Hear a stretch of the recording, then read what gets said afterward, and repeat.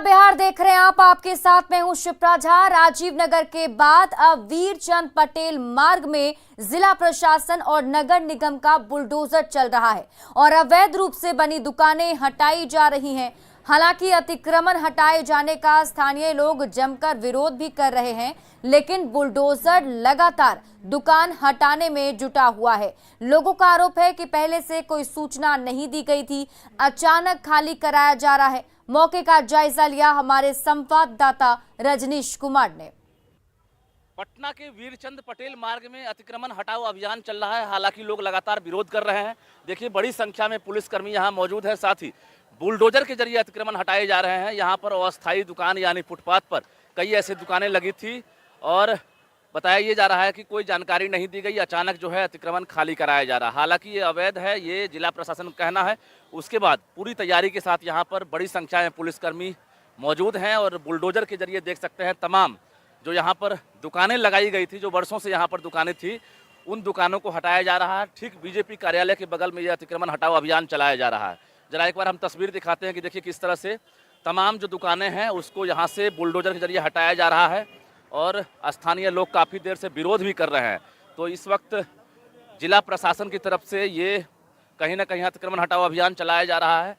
कुछ पुलिसकर्मी हैं, उनसे बात करते हैं। कितने बजे से अभियान चला रहे हैं? कितने बजे से? यहाँ चल रहा है लगभग 11 बजे से। 11 बजे चला रहे हैं। विरोध लोग कर रहा है। विरोध कर रहा है। क्या बोल रहा है? कर रहा है कि सबका टूटना चाहिए था। हम लोग बोले सही में सबका टूटेगा। कितने दुकान हटाएंगे? जितना है इस साइड में सब हटेगा। टोटल हटेगा? टोटल हटेगा। नोटिस वगैरह भी दिए थे? वो तो पूछिए नगर निगम। आपका? गजेंद्र कुमार।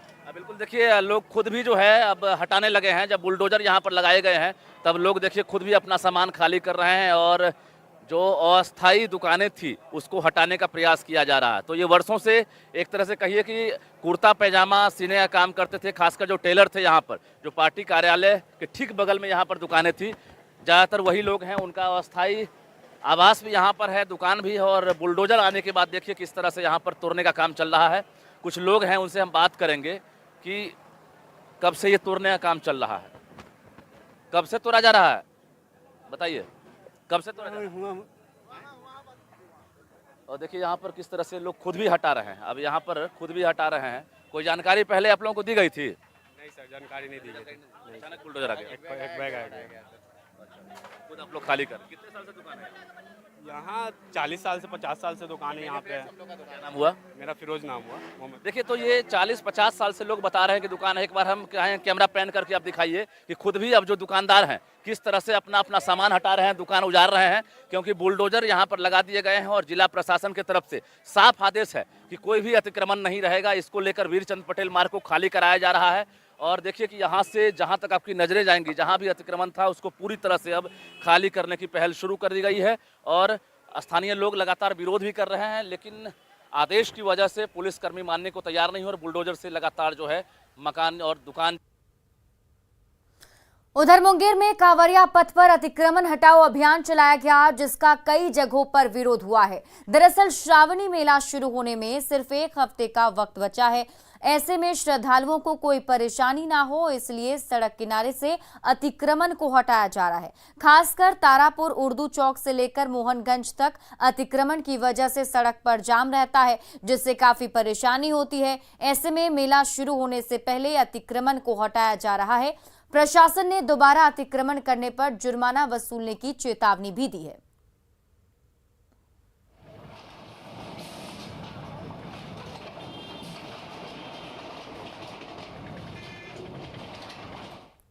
और खबर मनेर से है, जहां युवक का डांसरों के साथ डांस और हथियार लहराने का वीडियो सोशल मीडिया में वायरल हो रहा है। हथियार के साथ नाच रहा युवक कानून का मजाक तो उड़ा ही रहा है, साथ ही साथ दूसरे की जिंदगी को भी खतरे में डाल रहा है।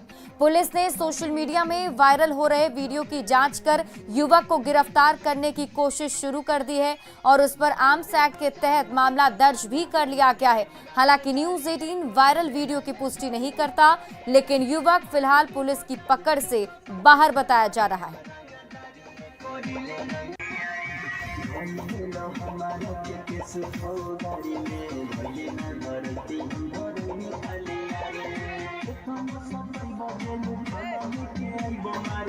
Vamos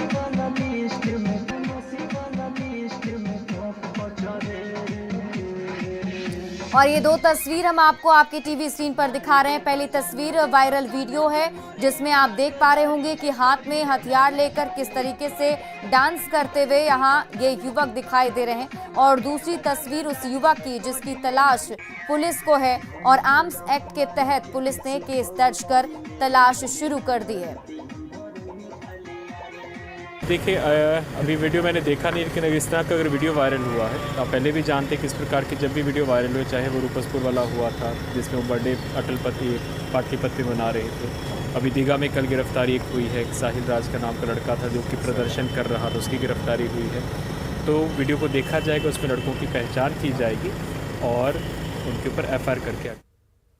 और गोपालगंज में ऑर्केस्ट्रा के दौरान तमंचे के साथ नोट देते युवक का वीडियो वायरल हो रहा है। वीडियो सिधवलिया थाना क्षेत्र के जलालपुर गांव का है। बताया जा रहा है कि गुरुवार की रात जलालपुर गांव में अमित राय के घर बारात आई थी। बारातियों के मनोरंजन के लिए ऑर्केस्ट्रा बुलाया गया था। इसमें दो युवक तमंचे की नली में नोट लगाकर डांसर को दे रहे हैं। इसके बाद एक युवक कमर में तमंचा खोसता हुआ नजर आ रहा है। वीडियो वायरल होने के बाद पुलिस कार्रवाई की बात कह रही है।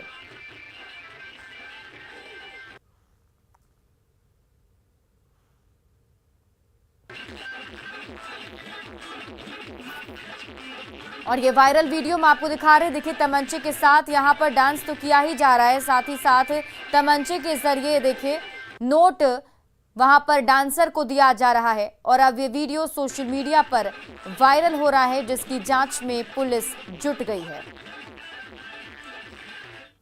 पटना पुलिस ने शराब पार्टी करते हुए 8 लोगों को गिरफ्तार किया है। 2 अलग अलग जगहों पर पार्टी चल रही थी और पकड़े गए लोगों में कई हाई प्रोफाइल लोग हैं जो एक ढाबे में शराब पार्टी कर रहे थे। पत्रकार नगर थाना अध्यक्ष ने बताया कि ये पूछताछ में पता चला है कि इन लोगों ने शराब कहां से खरीदी थी और अब शराब बेचने वालों की गिरफ्तारी की कोशिश की जा रही है। लोग ये पता कर रहे हैं कि इन लोगों ने शराब पिया कहाँ था, जो सोर्स है जहाँ से मिला उनको वहाँ तक हम लोग पहुँचने का प्रयास कर रहे हैं। इसमें 4-5 ऐसे लोग हैं जो कि अलग अलग बड़ी कंपनी में जॉब करते हैं और अच्छी फैमिली के हैं। क्या सरकारी जॉब में है या कोई बड़ी कंपनी में जॉब करते हैं सर। और इस वक्त की बड़ी खबर मुजफ्फरपुर से है जहां सैलरी लौटाने की पेशकश करने वाले असिस्टेंट प्रोफेसर ललन कुमार ने माफी मांगी है। उन्होंने कुल सचिव डॉक्टर RK ठाकुर को लिखित माफीनामा भेजा। उन्होंने प्रिंसिपल डॉक्टर मनोज कुमार को माफीनामा सौंप दिया है जिसमें उन्होंने लिखा कि उन्होंने भावावेश में आकर सैलरी लौटाने का फैसला किया। साथ ही लिखा कि उनकी मंशा कॉलेज को बदनाम करने की नहीं थी।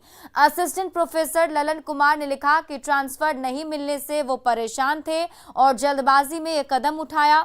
दरअसल असिस्टेंट प्रोफेसर ललन कुमार ने क्लास नहीं मिलने को लेकर अपनी सैलरी लौटाने की बात कहकर सनसनी फैला दी थी। उन्होंने कहा कि उन्हें क्लास नहीं मिला, लिहाजा उन्होंने अंतरात्मा की आवाज सुनकर सैलरी लौटाने का फैसला किया। लेकिन जब न्यूज 18 ने मामले की जांच की तो असिस्टेंट प्रोफेसर ललन कुमार के दावे गलत पाए गए। अब प्रोफेसर ललन कुमार ने मामले में कॉलेज से माफी मांग ली है। नहीं, कोई दबाव नहीं था। वो बहुत ही प्रसन्नचित्त थे और वो कल शाम को मेरे चैम्बर में आए और उन्होंने कहा कि सर मुझसे कुछ भूल हो गई है और उन्होंने उसके बाद उन्होंने एक चिट्ठी समर्पित की जिसे मैंने स्वीकार कर लिया। तो क्या कुछ वजह बता रहे थे कि आखिर उनसे ये भूल क्यों हुई? जैसा उन्होंने चिट्ठी में लिखा है कि वो भावावेश में आकर के उन्होंने ऐसा कदम उठाया और अब उनकी बात पे ही यकीन करना होगा। ये हालांकि खुद तो लिखते हैं कि हम भावावेश ऐसा काम किया है, तो हो सकता है उनका इमोशन ही हो जो इस रूप में उनको यहाँ तक करने के लिए मजबूर किया। नीतीश्वर कॉलेज के प्रोफेसर ललन कुमार काफी चर्चा में है। उन्होंने जो कहा था कि उन्होंने काम नहीं किया है तो ऐसे में पढ़ाया नहीं है, तो ऐसे में 23 लाख से अधिक की जो राशि अपनी सैलरी की राशि वापस की थी। इस मामले में लगातार न्यूज 18 जो है वह पड़ताल कर रहा था और सबसे बड़ी खबर इस वक्त की आ रही है कि उन्होंने इस मामले को लेकर माफी मांगा है और यहाँ तक कह दिया है कि भावावेश में उन्होंने ये बातें कही थी। अभी अभी हमने कुल सचिव से भी मुलाकात की है, प्रिंसिपल जो कॉलेज के हैं उनसे भी मुलाकात की है, उनसे भी बातचीत की है, तो ये बातें सामने आई है कि उन्होंने माफी मांगा है और उन्होंने एक माफीनामा, लिखित माफीनामा जो है डॉक्टर आर के ठाकुर जो कुल सचिव हैं बिहार विश्वविद्यालय के, उनको दिया है और अग्रसरित मनोज कुमार जो कि डॉक्टर मनोज कुमार जो कि प्रिंसिपल है उनके द्वारा कराया गया है। तो इस मामले को लेकर एक बड़ी अपडेट है कि लगातार जिस तरीके से ललन कुमार यह कह रहे थे कि कॉलेज में पढ़ाई नहीं हो रही है और इसको लेकर उन्होंने सैलरी वापस किया है, तो इसको लेकर यह सवाल उठने लगा था कि कॉलेज की छवि उन्होंने खराब की है। लेकिन अब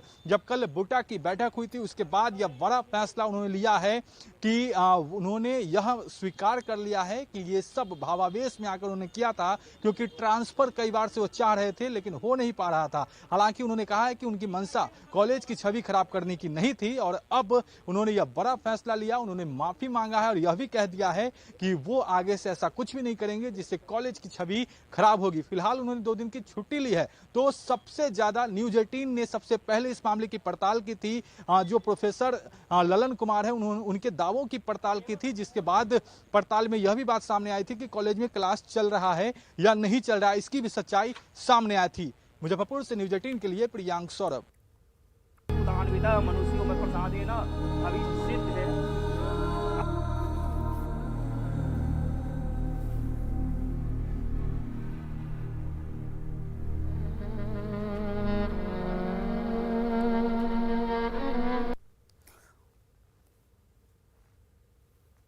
और दिल्ली से बड़ी खबर सामने आ रही है। लालू प्रसाद यादव से मिले राहुल गांधी ने लालू प्रसाद यादव से मुलाकात की। एम्स में लालू प्रसाद से मुलाकात की है राहुल गांधी ने। उन्होंने लालू प्रसाद के स्वास्थ्य का हाल जाना। आपको बता दें कि 15 मिनट तक राहुल गांधी ने लालू प्रसाद यादव से मुलाकात की।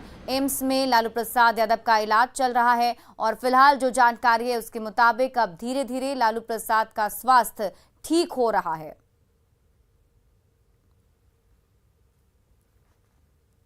दिल्ली एम्स में भर्ती आरजेडी प्रमुख लालू प्रसाद यादव की हालत में सुधार हो रहा है। उनकी स्थिति पहले से बेहतर हो रही है। एम्स में किडनी रोग, ऑर्थो और कार्डियक विभाग के डॉक्टर मिलकर लालू का इलाज कर रहे हैं। मल्टीपल फ्रैक्चर आने के बाद उनकी किडनी और दिल पर ज्यादा असर नहीं पड़ा है। हालांकि उन्हें पहले से किडनी, दिल, ब्लड प्रेशर और डायबिटीज संबंधी शिकायत है, इसलिए सभी डॉक्टर अभी निगरानी रख रहे हैं। आरजेडी सुप्रीमो लालू प्रसाद यादव के बेहतर स्वास्थ्य के लिए उनके चाहने वाले हर जगह पर पूजा अर्चना और चादर पोशी कर रहे हैं।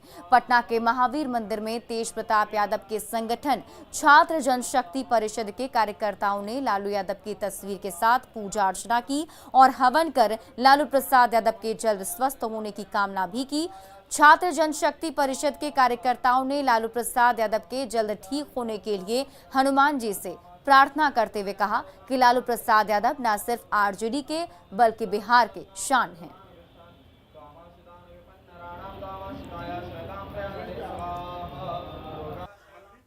और अगली खबर नवादा से, जहां खनन विभाग और हिसुआ पुलिस ने संयुक्त रूप से छापेमारी करते हुए बड़े पैमाने पर बालू का अवैध उत्खनन करते हुए कुल 32 ट्रैक्टर को जब्त किया है। वहीं मौके से 4 ट्रैक्टर ड्राइवर को गिरफ्तार किया गया। गुप्त सूचना के आधार पर ढढार नदी पर अवैध उत्खनन करते हुए गोनर बिघा बालू घाट से कुल 32 ट्रैक्टर को जब्त किया गया है। 30 ट्रैक्टर जब्त है और 4 ड्राइवर गिरफ्तार हुआ है। कैसे आपको पता चला कि यहाँ कल हमको सूचना मिली थी रात शाम में, और हम लोग ने ये हिसुआ थाना अध्यक्ष के साथ मिलके एक रात में ही प्लान बनाया और सुबह 6 बजे छापेमारी कर दिया। और पटना से बड़ी खबर आपको बता दें, खनन मंत्री जनक राम का बड़ा बयान सामने आया है।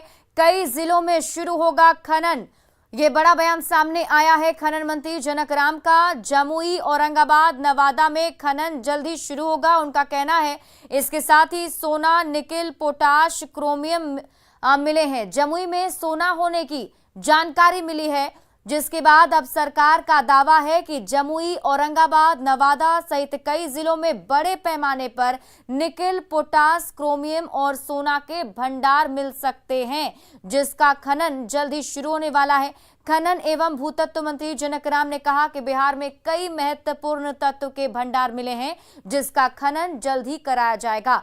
औरंगाबाद में क्रोमियम, निकेल और पोटाश का उत्खनन किया जाएगा। इसके लिए टेंडर की प्रक्रिया भी शुरू कर दी गई है और जल्द ही काम भी शुरू होने वाला है। 3 ब्लॉक पोटाश और 1 ब्लॉक क्रोमियम निकेल का पाया गया है। वहीं जमुई के सोनो प्रखंड में सोना मिला है। औरंगाबाद में क्रोमियम के भंडार मिले हैं। क्रोमियम निकल जो औरंगाबाद के धरती पर और पोटाश 3 ब्लॉक था, 1 ब्लॉक जो है कि क्रोमियम निकल का था, वो टेंडर के प्रोसेस में है। बहुत जल्दी उसको हम लोगों ने पूर्ण कर लेंगे। आपने जमुई में सोनो प्रखंड में जो 44% सोना मिलने की जो बातें आई थी, उस पर भी प्रक्रिया चल रही है। बहुत जल्दी मुझे तो खुशी होती है। बार बार मैं आप लोगों के बीच में कहता हूं कि ये तब संभव हुआ कि देश के यशस्वी प्रधानमंत्री आदरणीय नरेंद्र मोदी जी का जब 14 में देशवासियों ने उनको मौका दिया, तो माइनिंग के क्षेत्र में जो जटिल प्रक्रिया से जूझ रहा था बिहार प्रदेश, उसको उन्होंने सरल बनाया। और इसी बीच झारखंड से एक बड़ी खबर सामने आ रही है। साहिबगंज में टेंडर घोटाला में बड़ी कार्रवाई की गई है। ईडी ने जब्त किया है करीब 2 करोड़ कैश। ये बड़ी जानकारी हम आपको दे रहे हैं, तस्वीर भी हम आपको दिखा रहे हैं। देखिए 2 करोड़ कैश जब्त किया गया है। आरोपी हीरा भगत के आवास से ये कैश बरामद किए गए हैं। जब्त नकदी की काउंटिंग फिलहाल जारी है और टेंडर घोटाला से ये मामला जुड़ा हुआ बताया जा रहा है। ये बड़ी कार्रवाई करते हुए ईडी ने 2 करोड़ कैश बरामद किया है, जिसकी तस्वीर हम आपको दिखा रहे हैं।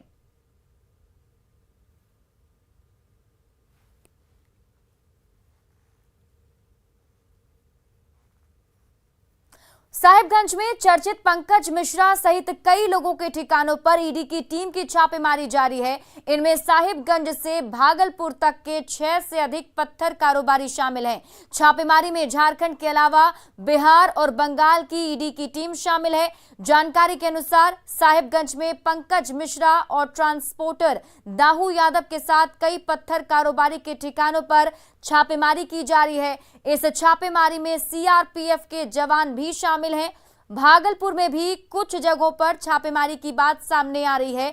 बताया जा रहा है कि बिहार की टीम इन पत्थर कारोबारियों के यहां छापेमारी कर रही है, क्योंकि गाड़ियों का रजिस्ट्रेशन बिहार का है। सभी वाहनों के कागजात को भी खंगाला जा रहा है। और हमारे साथ हमारे दिल्ली संवाददाता शंकर आनंद लाइव जुड़े हुए, सीधे उनका रुख कर लेते हैं। शंकर, अब तक की छापेमारी में क्या कुछ सामने आ पाया?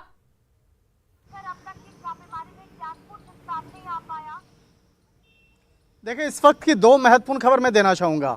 सबसे पहले कि जो 20 लोकेशन पे छापेमारी की जा रही है ईडी के द्वारा झारखंड में, उसमें साहबगंज इलाके में काफ़ी महत्वपूर्ण छापेमारी हुई और वहीं से एक आरोपी हीरा भगत के यहाँ से तकरीबन 2 करोड़ रुपया नगद बरामद किया गया है। जी हाँ, इसमें बताना चाहूँगा 2 करोड़ रुपये की नकदी हीरा भगत के आवास से बरामद किया गया।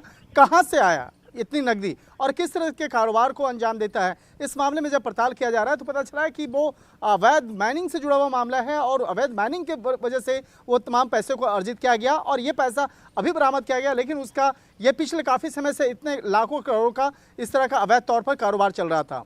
इसके साथ ही इस मामले में एक और महत्वपूर्ण खबर मैं देना चाहूँगा। पंकज मिश्रा को लेकर और उसकी गिरफ्तारी को लेकर जिस तरह से काफ़ी खबरें चल रही हैं, तो पंकज मिश्रा की गिरफ्तारी के मसले पर एक महत्वपूर्ण अपडेट देना चाहूँगा कि उसकी भी गिरफ्तारी नहीं हुई है, ना ही उसे हिरासत में लिया गया है। पंकज मिश्रा अपने परिवार के साथ उत्तराखंड आए हुए थे और वहाँ पर अपने परिवार के साथ एक रुद्रपुर में बाकायदा वो वहाँ पर एक नेचुरोपैथी का वहाँ पे ट्रीटमेंट चल रहा है, तो वहाँ पर ईडी की टीम जरूर पहुँची है कि जिससे कि वो वहाँ से भाग ना सके, क्योंकि जिस तरह से झारखंड में पंकज मिश्रा के कई लोकेशन पर इस वक्त में छापेमारी चल रही है और जिस तरह से साहिबगंज टेंडर घोटाला मामले में जिस तरह से छापेमारी की जा रही है, तो चलिए शंकर, आप इस पूरी खबर पर नजर बनाए रखिए, वापस भी आपसे अपडेट लेंगे। बहुत बहुत शुक्रिया तमाम जानकारी के लिए। और फिलहाल इस बुलेटिन में अभी के लिए बस इतना ही। और न्यूज़ 18 बिहार झारखंड पर खबरों का सिलसिला लगातार जारी है।